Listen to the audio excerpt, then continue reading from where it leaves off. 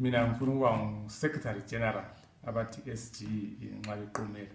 Mina engikuthembisa abalandeli beqembu le-Highlanders ukuthi njengomntwana okhuliswe i-Highlanders eBoreni, both coaching and administrative, ulwazi lwami lolesengilutholile lesengiluthole professional emsebenzini ngilulethe luzosiza iclub ikakhulu uku-improve ama-systems awe-club azenza ukuthi iclub iphumelele iye phambili.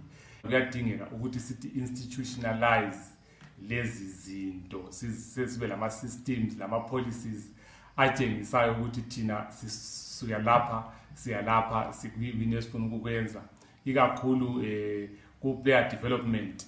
Ngikhangelela ukuthi sibe le ndlela institutionalized like engathi kube a syllabus of player development eyethu eyaziwayo ukuthi nxa uzaproduce omnye uPeter Ndlovu sizakwenza njani, sibuyele kubo Baba siyebuza uBaba Sithele, siyebele kubo Lawrence basitshele oBeridaka oSelzaws oDzowa, bonke labo Tsano bona bana basihlale silungiseni phansi ukuthi madoda amafana bethu nxa sifuna ukuthi iHighlanders ibe iHighlander yakudala senze njani, what are we going to do. Sisebenza labo coach bona abakhona kathesi, sisebenze simodernize ukuthi phela into zonke zi-dynamic.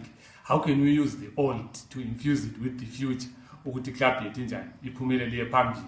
Ngiza kakhulu okunye ngikhangelele ku-improve ama-stakeholder management ukuthi siphathana njani lama-supporters, siphathana njani lama-fans, siphathana njani lama-chapters aphandle, siphathana njani lama-members, siphathana njani le-corporate world, siphathana njani le-council yalesihlala kiyo, izakhamuzi, ama-communities out there. Nami community worker, so kusebenza labantu yinto vele ngiyenza every day on a day-to-day basis.